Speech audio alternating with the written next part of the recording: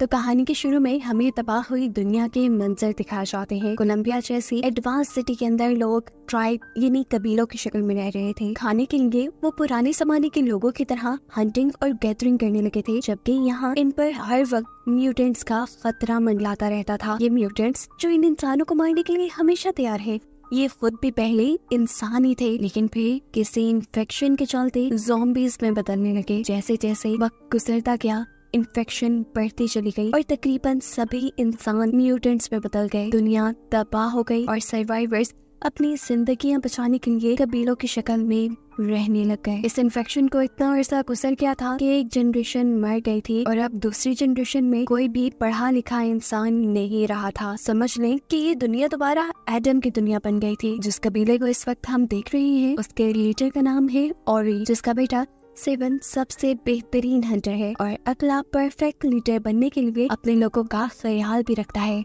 काफी दिन से शिकार न मिलने की वजह से वो शिकार करने के लिए अपनी खास बाउंड्री से आगे निकल गया और वहाँ उसका सामना हो गया उसके डैड से, जो उस पर गुस्सा करते हैं और बोलते हैं, तुम्हें यहाँ आने की इजाजत किसने दी? तुमने हम सबको खतरे में डाल दिया है। सेवन को ऐसा नहीं लगता था। सेवन को लगता था कि उसके डैड और उसके ट्राइब के बड़े लोग कुछ ज्यादा ही डरते हैं और अगर ऐसे ही ये लोग शिकार के लिए आगे ना बढ़े तो कुछ दिन में उनकी मौत हो जाएगी, क्योंकि काफी दिन से उन्हें शिकार नहीं मिला था और काफी दिन से ये लोग पत्तों पे और बेरीज पे गुजारा कर रहे थे। उसकी बातें सुनने के बाद और उसका जज्बा देखकर ऑरी उसे आगे बढ़ने की इजाजत दे भी देता है और खुद उसके साथ जाता है। जहाँ आगे बढ़ने पे वो देखते हैं कि उनके ही कबीले का एक और लड़का जो कि शिकार में अच्छा था, वो भी सभी लोगों के लिए शिकार ढूंढने के लिए पहले ही आगे आ चुका था। अब ये लड़का अकेला भी इनके साथ मिल जाता है और ये लोग एक साथ आगे बढ़ते हैं। लेकिन काफी दूर जाने पर भी जब इन्हें कोई शिकार नहीं मिलता तो ओरी यानी इनका लीडर इन्हें वापस चलने को कहता है। लेकिन तभी अचानक इन्हें एक बड़े जानवर के हुर्राने की आवाजें आने लगती है। कुछ ही सेकंड में यहाँ एक बहुत बड़ा यानी जायंट बीस्ट इनके सामने आ जाता है। ये भालू इन लोगों से कहीं गुना बड़ा था। ये लोग शायद ही उसे मार पाते, लेकिन केलब और सेवन मिलकर उसके ऊपर हमला कर देते हैं। ये बीस्ट उनको उल्टा मारने ही वाला था। आंखों ही आंखों में अब केलब सेवन को इशारा करता है। खुद उस बीस्ट के लिए ट्रैप बनते हुए उसके नीचे चला जाता है और जैसे ही बीस्ट उसे पकड़ने के लिए नीचे झुकता है तो सेवन उसके सीने में स्टैब करके उसे मार डालता है। ये जानवर इतना बड़ा था कि इनकी महीनों की भूख मिटा देता। अब ओरी यानी इनके लीडर भी इनसे बहुत खुश थे, इसीलिए वो अब इस बीस्ट का दिल निकालकर इन दोनों को दे देते हैं। आज की शाम उनके नाम थी। आज उनके गांव में बड़ा जश्न होने वाला था, क्योंकि काफी अरसे बाद सारे मीट खाने वाले थे। इससे पहले कि ये लोग अपने कबीले वालों के पास वापस पहुंचते, इनके ही कबीले का एक आदमी हकलाया बखलाया इनके पास आया। उसकी हालत काफी बिगड़ गई थी, जिसे देखकर ये समझ गए कि वो किसी तरह इन्फेक्टेड हो गया है और अब एक ज़ॉम्बी म्यूटेंट में बदल जाएगा। ये उस आदमी को भी पता था। उसने इन सबसे कहा, मुझे मार दो, लेकिन सेवन ऐसा नहीं करना चाहता था। वो किसी की जान नहीं लेना चाहता था। ये लोग अभी इसी कश्मकश में थे कि उसे मारे या ना मारे। तभी अचानक दूर जंगल में से एक वेपन आकर उसे लग जाता है। ये किसने मारा था वो लोग नहीं जानते थे, लेकिन इसकी वजह से सेवन बहुत ज्यादा गुस्से में आ गया था। वो अपने कबीले के आदमी के कातिल को ढूंढकर मारना चाहता था, लेकिन सभी लोग उसको कंट्रोल करते हुए वापस ले गए। अब कबीले में वापस पहुंच गए। सभी लोग काफी परेशान थे, क्योंकि म्यूटेंट्स उनके कबीले के काफी पास आ गए थे और वो वक्त दूर नहीं था जब म्यूटेंट्स उनके कबीले के ऊपर भी हमला कर देते। कबीले के काफी सारे यंगस्टर्स कबीले वालों को मशवरा देते हैं कि हमें यहाँ से कहीं शिफ्ट हो जाना चाहिए, लेकिन कबीले के बड़े ये नहीं मानते और कहते हैं कि इस जगह ने हमें बहुत प्रोटेक्ट किया है, हमें इस जगह को छोड़कर नहीं जाना चाहिए। उनकी डिप्रेसिंग बातें सुनकर केलब सामने आता है और कहता है, मेरे डैड कहा करते थे, कुछ चीजें बदलने के लिए हमें खुद को बदलना होता है, हमें अपने कबीले के लिए खुद कोशिश करनी होगी। उसकी बातें सुनकर कोई खुश या मोटिवेट नहीं होता, बल्कि कबीले के बड़े लोग उसी को डीमोटिवेट कर देते हैं और कहते हैं, तुम्हारे डैड की ऐसी सोच थी, इसीलिए वो मारे गए। हमें यहाँ पर केलब के फादर की स्टोरी पता चलती है, जिनको लगता था कि उनके कबीले के अलावा भी और सर्वाइवर इस दुनिया में होंगे जिन्हें वो ढूंढने के लिए निकले थे और आज तक वो वापस नहीं आए। केलब को आज की सारी बातों ने बहुत ज्यादा दुखी कर दिया था। सारे कबीले वालों को लगता था कि उसके डैड मर गए हैं, लेकिन वो साबित करना चाहता था कि उसके डैड ठीक है। इसलिए उसने फैसला किया कि अब वो कबीले से बाहर अपने डैड को ढूंढने के लिए जाएगा। इसी प्लान के तहत वो अगली सुबह गाँव से निकला।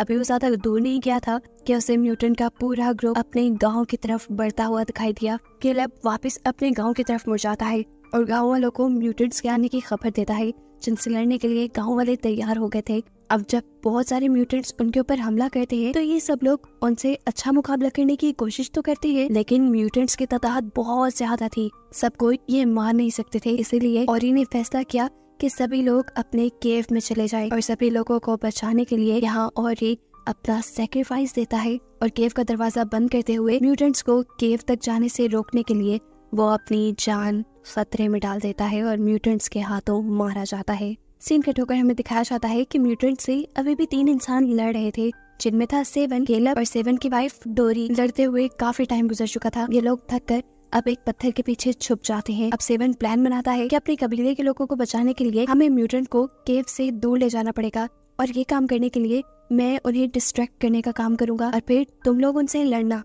लेकिन केलब जवाब में उसे कहता है, नहीं, इनसे लड़ना बेवकूफी है, हम सिर्फ 3 हैं और ये बहुत सारे हैं। जैसा केलब सोच रहा था, डोरी की भी वही सोच थी। लड़ने का आइडिया बेकार था। डोरी कहती है कि हमें यहाँ से बाहर निकलकर अपने लिए कोई मदद ढूंढनी चाहिए। अब ये लोग चलते हुए एक तालाब के पास आ जाते हैं। जब ये लोग तालाब के पास पानी पी रहे थे तो दूर हमें देखने को मिलता है कि कोई उनके ऊपर नजर रखे हुए था। इस आदमी का नाम है एमल, जिसने पहले भी इनके ट्राइब के इन्फेक्टेड आदमी को मारा था। खैर, इनके पानी पीने तक वो यहाँ से दूर चला जाता है और यहाँ पर सेवन को केलब के पास कुछ दिखाई देता है। ये एक बुक थी। सेवन पूछता है, ये क्या है? केलब जवाब में कहता है, ये किताब है, इसके जरिए मेरे डैड ने मुझे पढ़ना लिखना सिखाया था। अभी ये लोग बातें ही कर रहे थे कि इतने में अचानक इन्हें पीछे से हलचल महसूस हुई। पीछे मुड़कर इन्होंने देखा तो म्यूटेंट इनके ऊपर हमला करने के लिए आ रहे थे, जिनसे बचने के लिए ये लोग आगे बढ़ गए, लेकिन म्यूटेंट भी इनके बहुत करीब आ गए। पीछे मुड़कर सेवन जब उस म्यूटेंट को मारने लगा तो मार नहीं पाया, क्योंकि ये म्यूटेंट उसके डैड ही थे। इससे पहले कि वो म्यूटेंट इन सबको मार देता, पीछे से कोई उस म्यूटेंट के ऊपर हमला करके उसे मार देता है। देखने को मिलता है ये एमल ही है जिसने उस म्यूटेंट को मारा था। उसे मारने के बाद उसने सेवन से कहा, ये अब तुम्हारे डैड नहीं रहे, ये एक म्यूटेंट बन चुके हैं और मैंने उसे मार के कुछ गलत नहीं किया, सिर्फ तुम्हारी जान बचाई है। ये कहकर वो इन सब के पास आता है और इनसे पूछता है, क्या तुम्हारी नाक में से खून तो नहीं आ रहा? असल में इन्फेक्टेड होते ही सबसे पहली निशानी है नाक से खून निकलना, लेकिन इन तीनों के ऊपर किसी म्यूटेंट ने हमला नहीं किया था। तब एमल ने इन्हें बताया कि म्यूटेंट हमला ना भी करे तो भी उनके करीब सांस लेने से भी इंसान इन्फेक्टेड हो जाता है, लेकिन ये इन्फेक्शन थोड़ा देर से असर करती है। यहाँ पर एमल इन तीनों को ये भी बताता है कि वो केलब के फादर को जानते हैं, जिसका नाम था जेरेड। असल में वो और एमल दोस्त थे। एमल बताता है कि केलब के डैड ने एक फॉर्मूला डिजाइन किया था, एक दवाई बनाई थी जिससे म्यूटेंट्स को तो वापस इंसान नहीं बनाया जा सकता था, लेकिन हाँ, अगर इंसान उस दवाई को खा ले तो वो म्यूटेंट नहीं बनेंगे। यानी उसने एक एंटीडोट बनाया था जिससे बाकी इंसानों को म्यूटेंट बनने से बचाया जा सकता था। लेकिन फिर अफसोस कि एक दिन उसका फॉर्मूला एक शहर में रहने वाला सर्वाइवर चोरी करके ले गया और फिर बाकी सब उसके उस फॉर्मूले के मुताबिक दवाई नहीं बना पाए, क्योंकि किसी को भी पढ़ना लिखना नहीं आता था। लेकिन केलब के डैड ने अपने दोस्त को बताया था कि उसने अपने बेटे को पढ़ना लिखना सिखाया है और इसी वजह से एमल उनके कबीले के आसपास चक्कर लगाया करता था। वो असल में केलब को ही ढूंढना चाह रहा था ताकि केलब की मदद से ही लोग दोबारा दवाई बनाए और सभी इंसानों को बचा ले। यहाँ पे इन सबको एक बात ये भी पता चलती है कि एमल खुद भी इम्यून है, मतलब एमल ने केलब के डैड वाली मेडिसिन खाई हुई है और वो अब कभी म्यूटेंट नहीं बनेगा। अब एमल इन सबको अपने घर ले जाता है जो दरिया के दूसरी पार था और ये लोग यहाँ सेफ इसलिए रहते थे क्योंकि सभी म्यूटेंट्स को पानी से डर लगता था और वो पानी के दूसरी पार नहीं आते थे। अब इन 3 लोगों को देखकर एमल की वाइफ गुस्सा हो जाती है क्योंकि उसे डर था कि ये तीनों इन्फेक्टेड भी हो सकते हैं, लेकिन एमल उन्हें समझा देता है कि ऐसा नहीं है। वैसे भी किसी म्यूटेंट से उनको ज्यादा खतरा नहीं था क्योंकि इन लोगों ने एंटीडोट लिया हुआ था। खाना खाते हुए एमल इन सबको ये बताता है कि पुराने इंसानों ने दुनिया से खत्म हुए यानी एक्सटेंट जानवरों को दोबारा इस दुनिया में लाने की कोशिश की और उनका ये एक्सपेरिमेंट खराब हो गया। वापस दुनिया में एक्सटेंट हुए जानवर आने के बजाय दुनिया में एक इन्फेक्शन ऐसी फैल गई जिसकी वजह से सभी लोग म्यूटेंट यानी ज़ॉम्बीज बनना शुरू हो गए। खैर, अब एमल का पॉइंट ये था कि ये तीनों शहर जाएं और उस आदमी से केलब के डैड का बनाया हुआ फॉर्मूला ले आए जिससे कि इंसानों को सिक्योर किया जा सके, और इस मिशन के लिए ये तीनों मान भी जाते हैं। सीन कट होकर अब हमें इनकी ट्राइब का सीन दिखाया जाता है जहाँ पे सभी म्यूटेंट उनकी केव का दरवाजा तोड़ने की कोशिश में है और अंदर बैठे सभी लोग डर रहे हैं। कुछ यंगस्टर्स दोबारा इनको मशवरा देते हैं कि हमें यहाँ से बाहर निकलने का कोई रास्ता ढूंढना चाहिए, लेकिन बड़ों का भी ये मानना था कि यहाँ से बाहर निकलना ठीक नहीं, बल्कि हमें यही रहते हुए गॉड से प्रे करनी चाहिए। लेकिन ये उन्हें ठीक नहीं लग रहा था। ऐसे में एक यंगस्टर खुद उठा और केव की दूसरी तरफ से पत्थर तोड़ने लगा ताकि वो यहाँ से दूसरी तरफ जा सके, और इस काम में केलब की बहन भी उसकी मदद करने लग गई। फाइनली ये लोग काफी सारे पत्थर तोड़ने के बाद एक दूसरी जगह पर आ गए थे, जहाँ से एक छोटा सा झरना बह रहा था और वहाँ पे ठंडी हवा भी आ रही थी। साफ मतलब था कि पहाड़ की दूसरी तरफ कोई नया इलाका था। अब ये लोग ये पहाड़ तोड़ते कैसे? केलब की बहन अक्ल लड़ाती है और इस झरने के नीचे से निकलकर दूसरी तरफ जाने का फैसला करती है, लेकिन पानी में जाते ही वो फौरन बाहर निकल आई, क्योंकि पानी में बहुत सारी लीचीज थी जो उसकी बॉडी को चिपक गयी। पहले ये लोग मिलकर उसकी बॉडी से लीचीज उतारते हैं, लेकिन फिर ये लड़की एक और मर्तबा पानी के अंदर जाने का फैसला करती है, क्योंकि अगर ये लोग वहाँ रहते तो फिर भी मर जाते। यहाँ ट्राइब में दिखाया जाता है कि एक म्यूटेंट दरवाजे में बने हुए गैप के जरिए उन लोगों पर हमला करने की कोशिश करता है, तो ट्राइब के लोग उसका हाथ पकड़कर उससे ही मार देते हैं। लेकिन अब ट्राइब के सबसे बूढ़े इंसान के नाक से खून बहने लगा था, और साफ मतलब था कि वो इन्फेक्टेड हो गया है, वो म्यूटेंट बनने वाला है। और ऐसा इसलिए नहीं हुआ था कि किसी म्यूटेंट ने उसके ऊपर हमला किया था, बल्कि ऐसा इसलिए हुआ था कि वो काफी देर से म्यूटेंट के इर्द गिर्द सांस ले रहे थे, और ये बात अब साफ थी कि जितने भी लोग इस केव में बचेंगे वो सभी म्यूटेंट बन जाएंगे। अब दिखाया जाता है कि केलब की बहन और उसके बाकी साथियों को फाइनली यहाँ से बाहर जाने का एक रास्ता दिख गया था। इन्हें झरने की दूसरी तरफ जाकर पहाड़ के ऊपर से रोशनी दिखाई दे रही थी। इन्हें वहाँ चढ़कर ये लोग पहाड़ से बाहर निकल सकते थे। खुशी खुशी ये लोग आगे बढ़ते हैं, और जैसे ही उनका एक साथी बाहर निकलने वाला होता है, वो देखता है कि उस जगह पर पहले से ही बहुत ज्यादा म्यूटेंट्स हैं, यानी बहुत ज्यादा ज़ॉम्बीज़ हैं जो उन्हें देख चुके थे, और वो उनके ऊपर हमला करने लगते हैं। अपने बाकी दोनों साथियों को बचाने के लिए ये लड़का अपना सेक्रीफाइस दे देता है और उसी झरने के छोटे से सुराख के पास रुक जाता है जहाँ से वो लोग यहाँ पर आए थे, ताकि ये म्यूटेंट्स इस रास्ते के जरिए दूसरी तरफ केव में ना जा पाए। फिर ये म्यूटेंट्स इस आदमी को चीर फाड़ कर खा जाते हैं, जबकि केलब की बहन और उसका दूसरा साथी केव के अंदर आ जाते हैं। यहाँ आकर इन्होंने देखा कि केव की हालत बहुत खराब थी, लोग बीमार हो रहे थे, उनकी नाक से खून बह रहा था, यानी काफी सारे लोग म्यूटेंट बनते जा रहे थे। और एक आदमी जो तकरीबन म्यूटेंट बनने के लिए तैयार ही था, वो बहुत ज्यादा दर्द में था। वो यहाँ इन लोगों से कहता है मुझे मार दो। कोई उसकी बात पे ज्यादा ध्यान नहीं देता, लेकिन तब केलब की बहन उसे मार देती है और बाकी लोग उसे कहती है अगर मैं भी इस हालत में पहुंचूं तो मुझे भी मार देना। यहाँ दूसरी तरफ देखने को मिलता है कि एमल के साथ ये सब लोग नदी के जरिए शहर का सफर कर रहे थे, जहाँ ऊपर पहाड़ों से इन्हें बहुत सारे ज़ॉम्बीज़ ने देख लिया और इनके ऊपर पत्थर मारने लगे। लेकिन ये लोग भी जल्दी जल्दी अपनी बोट को वहाँ से दूर ले गए। फाइनली एक जगह पर पहुंचकर एमल ने बताया कि ये शहर आ चुका है, अब हमें दूसरे सर्वाइवर्स को बुलाने के लिए उनको सिग्नल देना होगा। इसके लिए हम आग जलाते हैं। वो एक टॉवर के ऊपर जाकर जब आग जला रहा था तो तब यहाँ उसे बहुत से म्यूटेंट्स ने देख लिया। आवाज देकर वो केलब और सेवन को वहाँ से भाग जाने को कहता है और खुद इनसे लड़ने लग जाता है। पहले तो उसने ऊपर से ही इन म्यूटेंट्स के ऊपर तीर चलाए और फिर वो नीचे उतर आया, जहाँ बहुत सारे म्यूटेंट्स ने एक साथ उसके ऊपर हमला कर दिया। इन म्यूटेंट्स से लड़ते हुए उसका पाँव डगमगाया और वो एक पहाड़ी के दरमियान में गिर गया, जहाँ से एक म्यूटेंट जब उसे निकालने के लिए अंदर गया तो एमल ने उसे वहीं स्टैब करके मार दिया और अब वो इस म्यूटेंट की डेड बॉडी के पास स्टक हो चुका था। यहाँ पर केलब, सेवन और डोरल जो यहाँ से निकल गए थे, रास्ते में ये लोग देखते हैं कि डोरल की नाक से खून आ रहा है, यानी वो भी इन्फेक्टेड हो गई है। देखकर वो डर जाते हैं और यहाँ एमल के पास दिखाया जाता है कि दूसरे सर्वाइवर्स ने उसके आग जलाए हुए सिग्नल को देख लिया था और वो